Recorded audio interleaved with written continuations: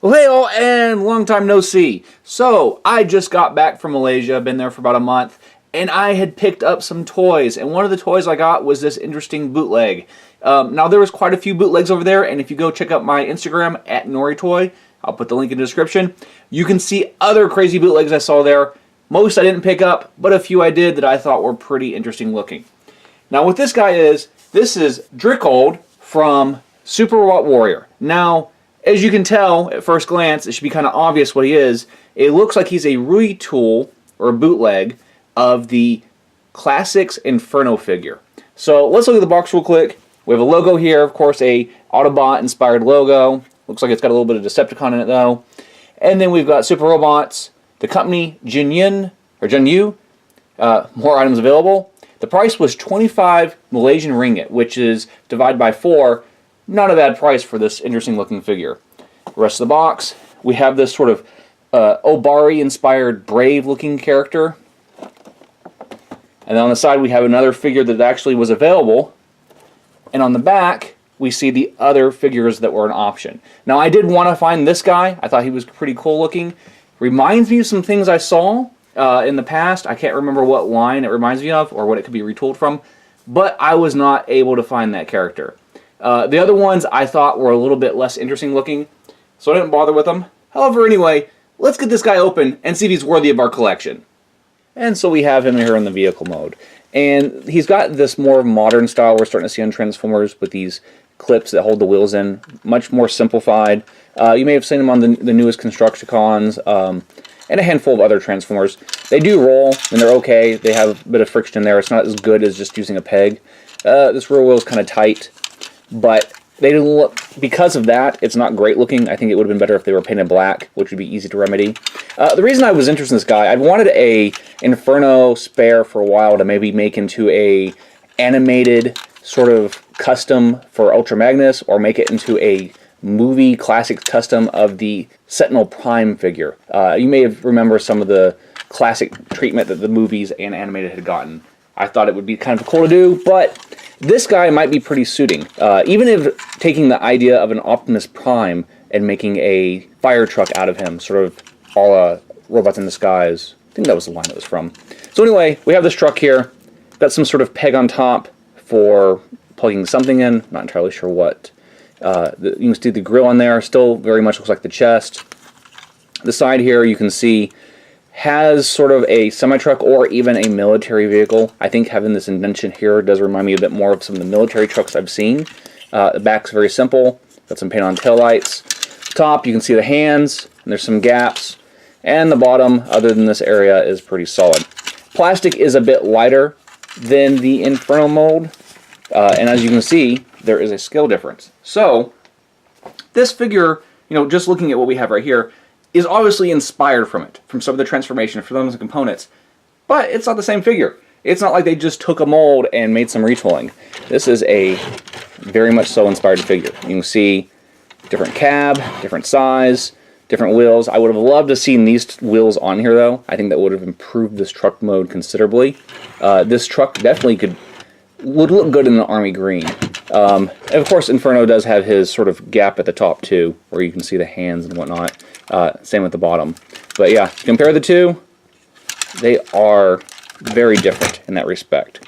So for transformation, this is a very simple bot. And I do like that. It would really fit in with the modern line that we have if the plastic quality was improved a little bit. And it's not the worst plastic quality I've seen. It's just obviously a little bit weaker than what we're used to. So you fold those down. These feet do have screws in them. However, there's not enough clearance here for them to move. If you compare them to these, which do have ability to move.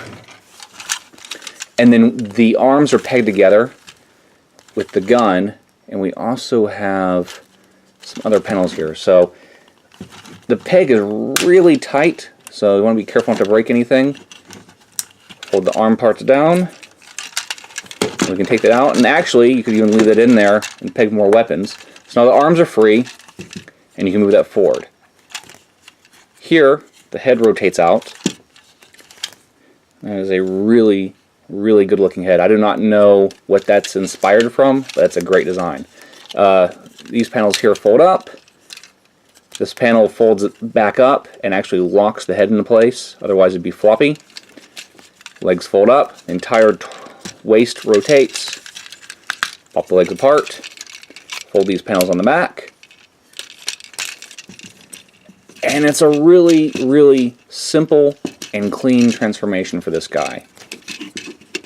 I'm really impressed. Actually, the arms could go either way, but they do go that way because of the hands. And then we've got his gun here.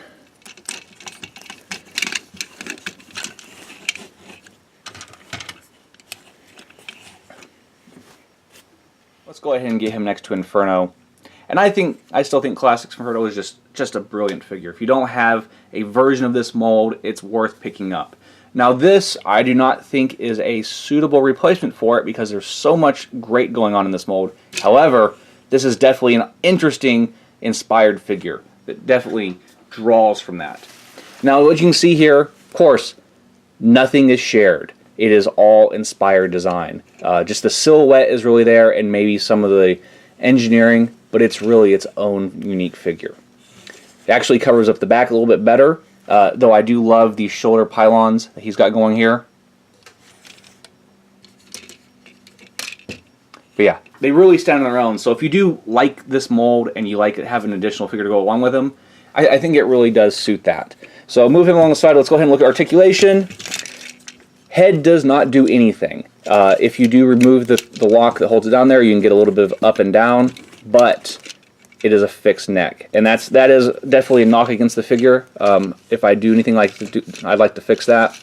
Because of transformation, we have a shoulder movement. We've got a ratchet of up and down, which is really tight on this arm, and not so much on this one. I really think it's a plastic interference issue more so than a ratchet. Have rotation of the bicep, movement there, and wrist rotation. For wrist, we have some rotation there. Thanks for transformation. Leg can go a little bit forward, and if you move the door, it can go way back. Definitely has a good kick. So, bend of the knee, close to 90 degrees. No ankle articulation.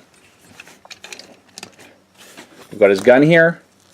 The piece does go down, though not all the way. I really think it's just there to sort of act as like a nozzle for a fire truck. It's pretty unnecessary. They could have left that off. I would have rather seen that engineering go to somewhere else. And then he has one peg here. About the peg, it is in a horrible location on the hands. It's just too large for the hand. I think rather just either having no gun and a peg on the back to put, or on the shoulder to put the weapon, and better looking hands, or some other solution. But that is definitely not something I like about this figure. That's probably that and the neck rotation is probably the biggest knocks. I think it's really great looking though. I really love this head sculpt. I like the silhouette. It could be a lot of things. Like I said, it could be a classics version of movie Sentinel Prime. It could be a classics version of animated Ultra Magnus with some tweaks, of course. It could even be an animated Bulkhead turning the classics edition with a bit of work. It could even be an Optimus Prime based off his fire truck mode and sort of inspired by that. But yeah, plastic quality, I'd rate maybe a step right below Combiner Wars. Some of the stuff we've seen with that. It's a little bit worse, but it's not terrible.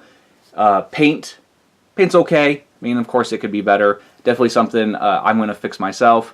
The sculpt itself is incredibly nice. Transformation, simple and fun. I got this from a grocery store in Malaysia.